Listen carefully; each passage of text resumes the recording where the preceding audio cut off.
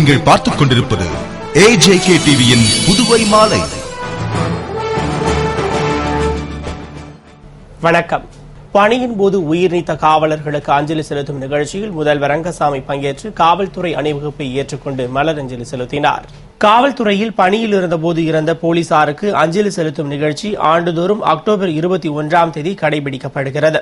அதன்படி இந்தியா முழுவதும் பணியில் இருந்தபோது உயிர் நீத்த காவல்துறையினர் 579 பேருக்கு நினைவஞ்சலி செலுத்தும் நிகழ்ச்சி இன்று நாடு முழுவதும் நடைபெற்றது. அவ்வாறு புதுவை ஆயுதப்படை மைதானத்தில் நடந்த அஞ்சலி செலுத்தும் நிகழ்ச்சியில் முதல்வர் ரங்கசாமி கலந்து கொண்டு காவல்துறையினரின் அணிவகுப்பு மரியாதையை ஏற்றுக்கொண்டு போலீசார் நினைவிடத்தில் மலரஞ்சலி செலுத்தினார்.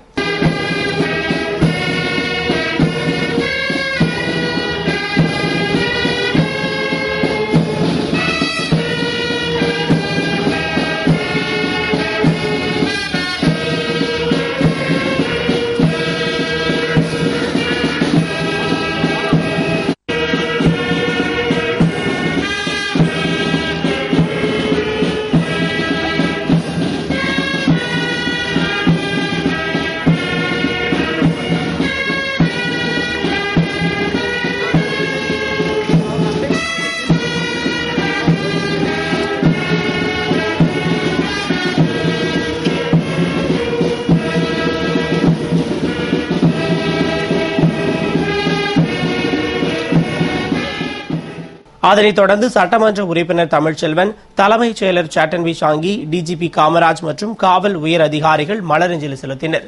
தொடர்ந்து போலீசாரின் துப்பாக்கி குண்டுகள் முழங்க சோக கீதம் இசைக்கப்பட்டது. திரளான காவல் அதிகாரிகள் பங்கேற்று அஞ்சலி செலுத்திய நிகழ்ச்சிக்கான ஏற்பாட்டினை ஆய்வாளர் ஹேமச்சந்திரன் தலைமையில் காவல்துறையினர் செய்திருந்தனர். சிசு இறப்பு சதவிகிதத்தை குறைத்து புதுவை இந்திய அளவில் முதலிடம் பெற மருத்துவர்கள் பாடுபட வேண்டும் என்று உலக அயோடின் சத்து குறைபாடு தின விழாவில் முதல்வர் ரங்கசாமி பேசினார். புதுவை ராஜீவ்காந்தி அரசு மகளிர் மற்றும் குழந்தைகள் மருத்துவமனையில் உலக அயோடின் சத்து குறைபாடு தடுப்பு தின விழா, இலவச பிரசவ வசதி, இளம் சிறார் மருத்துவ பரிசோதனை மற்றும் மார்பக புற்றுநோய் கண்டறியும் மருத்துவ உபகரண கருவி அர்ப்பணிப்பு விழா ஆகிய நிகழ்ச்சி நடைபெற்றது. ஊட்டச்சத்து உதவி இயக்குநர் ஜெயந்தி வரவேற்று பேசிய நிகழ்ச்சியில் சுகாதாரத்துறை இயக்குநர் ராமன் தலைமையில் சுகாதார இயக்கக இயக்குநர் குருமூர்த்தி, பொது மருத்துவமனை மருத்துவ கண்காணிப்பாளர் மோகன்குமார், மகளிர் மருத்துவமனை கண்காணிப்பாளர் ஜோதி பாப்லி ஜேம்ஸ், மருத்துவக் கல்லூரி இயக்குநர் ஜெயக்குமார் ஆகியோர் முன்னிலை வகித்தனர். விழாவில் சிறப்பு விருந்தினராக முதல்வர் ரங்கசாமி கலந்து கொண்டு கருவிகளை அர்ப்பணித்து பேசுகையில், அயோடின் தடுப்பு பயனுள்ள விழா என்றும் புதுவையில் மருத்துவ வசதியை செயல்படுத்துவதுடன் அவை பொதுமக்கள், மாணவர்கள், குழந்தைகள் என அனைவருக்கும் சென்றடைய வேண்டும் என்பதே அரசின் எண்ணம் என்றார். மேலும் இந்திய அளவில் மற்ற மாநிலங்கள் பாராட்டும் வகையில் புதுவையில் மருத்துவம் அளிக்கப்படுகிறது. மேலும் மத்திய அரசு கர்ப்பிணி பெண்களுக்கும் சிசுக்களுக்கும் ஜனனி சிசு சுரக்ஷா காரியா கிராமம் என்னும் பெயரில் புதிய திட்டத்தை துவக்கியுள்ளது. இதன் மூலம் கர்ப்பிணிகளுக்கும் குழந்தைகளுக்கும் இலவசமாக சிகிச்சை கிடைக்கும். அதுபோன்று மாணவர்களுக்காக மத்திய அரசு கொண்டு வந்துள்ள பால் ஸ்வஸ்திய காரிய கிராம திட்டத்தை செயல்படுத்த 68,12,000 ரூபாய் ஒதுக்கப்பட்டுள்ளது. மேலும் தற்போது மார்பக புற்றுநோயை கண்டறியும் கருவி அர்ப்பணிக்கப்பட்டுள்ளதால் இதன் மூலம் நோயை முன்கூட்டியே கண்டறிந்து தடுக்க முடியும் என்று தெரிவித்த முதல்வர், தற்போது சிசு இறப்பு 17% உள்ளதாகவும் இதன் மூலம் இந்தியாவிலேயே புதுவை 3வது இடத்தில் இருக்கிறது என்றும் அதை குறைத்து முதலிடத்தை பிடிக்க மருத்துவர்கள் முயற்சி எடுக்க வேண்டும் என்று பேசினார். புதுவையில் அமைச்சர் மற்றும் அதிகாரியை கண்டித்து ஆளும் என்ஆர் காங்கிரஸ் சட்டமன்ற உறுப்பினர் அங்காளன் அரசு அலுவலகத்தில் உண்ணாவிரதம் மேற்கொண்டது பெரும் பரபரப்பை ஏற்படுத்தியுள்ளது. புதுவையில் என்ஆர் காங்கிரஸ் ஆட்சியில் மக்கள் நலத்திட்டங்கள் முடக்கப்பட்டுள்ளதாக எதிர்க்கட்சிகள் குற்றம் சாட்டி வந்த நிலையில் ஆளும் கட்சி சட்டமன்ற உறுப்பினர்களே கடந்த மாதம் அதிருப்தி தெரிவித்து ரகசிய கூட்டம் நடத்தினர். அப்போது முதல்வர் ரங்கசாமி மற்றும் சபாநாயகர் ஆகியோர் அவர்களை சமாதானப்படுத்தினர். இருப்பினும் தொடர்ந்து சில சட்டமன்ற உறுப்பினர்கள் அதிருப்தியில் இருப்பதாக கூறப்படுகிறது. இதனிடையே காங்கிரஸ் சட்டமன்ற உறுப்பினர்கள் கடந்த 18ஆம் தேதி சட்டமன்ற வளாகத்தில் உண்ணாவிரதம் இருந்தனர்.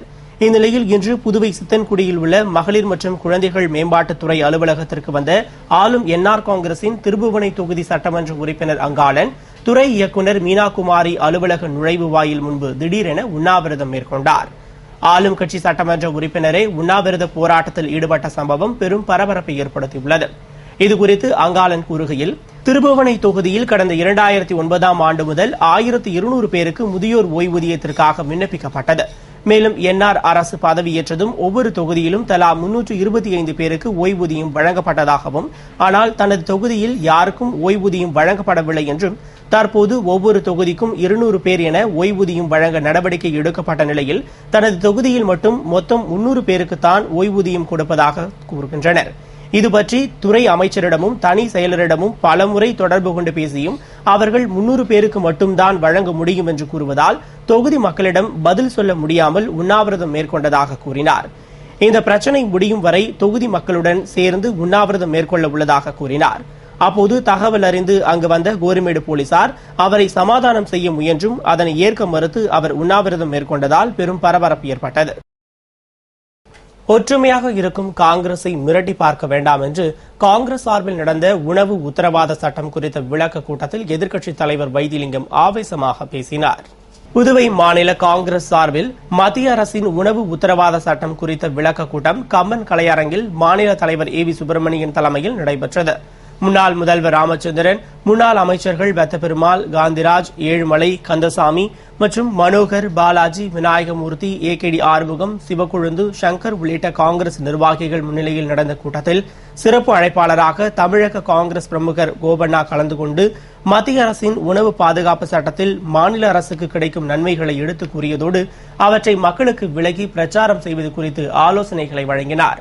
கூட்டத்தில் எதிர்க்கட்சித் தலைவர் வைத்திலிங்கம் பேசுகையில், காங்கிரஸ் ஆட்சியில் சிவப்பு ரேஷன் அட்டைக்கு 20 கிலோ வெள்ளை அரிசியும், மஞ்சள் ரேஷன் அட்டைக்கு 5 கிலோ அரிசி, 5 கிலோ கோதுமை வழங்கி வந்த நிலையில் என்ஆர் காங்கிரஸ் ஆட்சிக்கு வந்த பிறகு வெள்ளை அரிசியை நிறுத்திவிட்டு மஞ்சள் அரிசியை வழங்கினர்.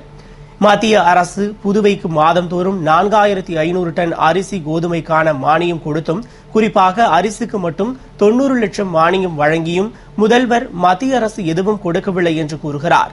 தரமற்ற அரிசியை விலை கொடுத்து வாங்கி ஏமாற்ற பார்க்கிறார் என்றும், மத்திய அரசின் திட்டங்களை பயன்படுத்தினால் மாநில அரசிற்கு 3 கோடி மிச்சமாகும் என்றார். மேலும் 25 குற்றச்சாட்டுகளை அவர் மீது வைத்திருக்கிறோம் மற்றும் சட்டசபையில் உண்ணாவிரதம் இருந்தது பற்றி சபாநாயகர் கூறியிருப்பதாகவும், சட்டமன்றத்தை கூட்டி விவாதித்தால் நாங்கள் ஏன் உண்ணாவிரதம் இருக்கப் போகிறோம் என்றும், ஒற்றுமையாக இருக்கும் காங்கிரசாரை மிரட்டி பார்க்க வேண்டாம் என்றும் கூறினார். கூட்டத்தில் காங்கிரஸ் நிர்வாகிகள் திரளாக கலந்து கொண்டனர். புதுவை புனித அகிலா தெரேசம்மாள் ஆலயத்தில் நடைபெற்ற பெருவிழா திருப்பலியில் முன்னாள் நகரமன்ற துணைத் தலைவர் திரு ஜான்குமார் பங்கேற்று வழிபாடு செய்தார். புதுவை உசுட்டேரி அருகே உள்ள புனித அகிலா தெரேசம்மாள் ஆலயத்தில் பெருவிழா திருப்பலி சிறப்பாக நடைபெற்றது.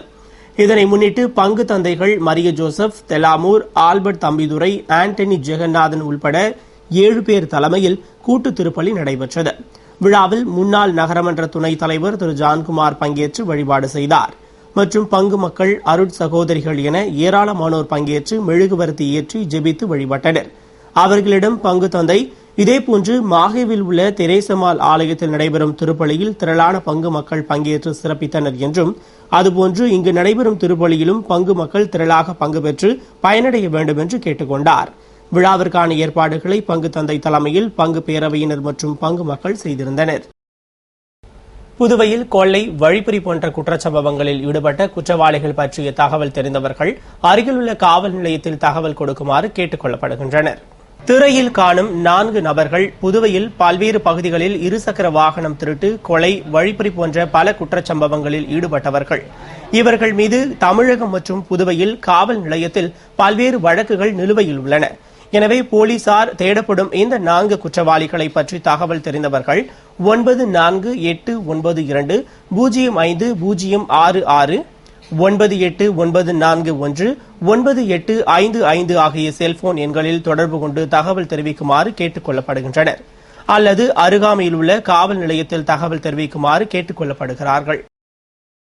நல்ல கணித அறிவியல் அறிவு படைத்த மாணவர்கள் சிறந்த கண்டுபிடிப்புகளை உருவாக்கி விஞ்ஞானியாகி புதுவைக்கு பெருமை சேர்க்க வேண்டும் என்று லிசே பிரான்சேவில் நடைபெற்ற கணித அறிவியல் திறன் போட்டி பரிசளிப்பு விழாவில் முதல்வர் ரங்கசாமி பேசினார். புதுவை லிசே பிரான்சிஸ் பள்ளியில் தேசிய கணித திறன் போட்டி பாண்டிச்சேரி மற்றும் சென்னையின் பிரான்சிஸ் கவுன்சில் பிலிப் ஜான்வியர் காமியாமா தலைமையில் நடைபெற்றது. லிசே பிரான்சிஸ் பள்ளி முதல்வர் அலைன்ஸ் சார்லஸ் வரவேற்று பேசிய விழாவில் ஆங்கில ஆசிரியை மௌரிஸ் சுக்லா அறிமுக உரையாற்றிட சிறப்பு விருந்தினராக முதல்வர் ரங்கசாமி கலந்து கொண்டு குத்துவிளக்கேற்றி விழாவினை துவக்கி வைத்தார். தொடர்ந்து பிரெஞ்சு கவுன்சில் பிலிப் ஜான்வியர் காமியாமா, அமைச்சர் தியாகராஜன், சென்னை ITI கணித பேராசிரியர் சுப்பிரமணியன், பள்ளி முதல்வர் அலையன் சார்லஸ் ஆகியோர் குத்து விளக்கேற்றிட சிறப்பு விருந்தினர்களுக்கு சால்வை அணிவித்து பூங்கொத்து கொடுத்து கௌரவிக்கப்பட்டது. இதனையடுத்து பள்ளி துணை முதல்வர் பிலிப் டேனியல், திட்ட இயக்குநர் பிரிஜெட் மௌரி நோக்க உரையினையும், புதுவை பல்கலைக்கழக கணிதத்துறை தலைவர் டாக்டர் தமிழ்மணி கருத்துரையினையும் வழங்கிட முதல்வர் ரங்கசாமி 2013ஆம் ஆண்டு தேசிய கணிதத்திறன் அறிவு போட்டியில் வெற்றி பெற்றவர்களுக்கு பரிசுகள் வழங்கி பேசுகையில், புதுவையை பொறுத்தவரை சிறிய மாநிலமாக இருந்தாலும் அதிக எண்ணிக்கையில் பள்ளிகளையும் கல்லூரிகளையும் கொண்டு நல்ல கல்வியை கொடுக்கும் கல்வி களஞ்சியமாக திகழ்வதாகவும், இதனையே புதுவை வந்த குடியரசுத் தலைவரும் பிரதமரும் பதிவு செய்துள்ளதாக கூறினார்.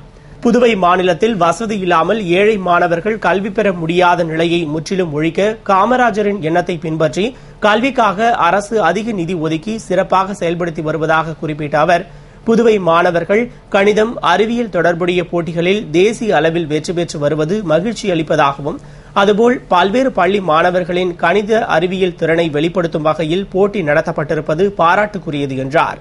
புதுவை அரசும் அறிவியல் தொழில்நுட்பத்துறை மூலம் மாணவர்களின் திறனை வளர்க்க ஆண்டுதோறும் பல்வேறு முயற்சிகளை செம்மையாக செய்து வருவதாகவும், நல்ல கணித அறிவியல் அறிவு படைத்த மாணவர்கள் சிறந்த கண்டுபிடிப்புகளை உருவாக்கி புதுவை மாநிலத்திற்கு பெருமை சேர்த்து சிறந்த விஞ்ஞானியாக வர வேண்டும் என்று வாழ்த்திய முதல்வர் ரங்கசாமி, அந்த புதிய கண்டுபிடிப்புகள் சுற்றுச்சூழலை மாசுபடுத்தாமலும் அழிவிற்காக இல்லாமல் ஆக்கத்திற்காக இருக்க வேண்டும் என்றும் அறிவுறுத்தினார். நிறைவில் பள்ளி முதல்வர் நன்றி கூறினார். இத்துடன் செய்திகள் நிறைவடைந்தன. வணக்கம்.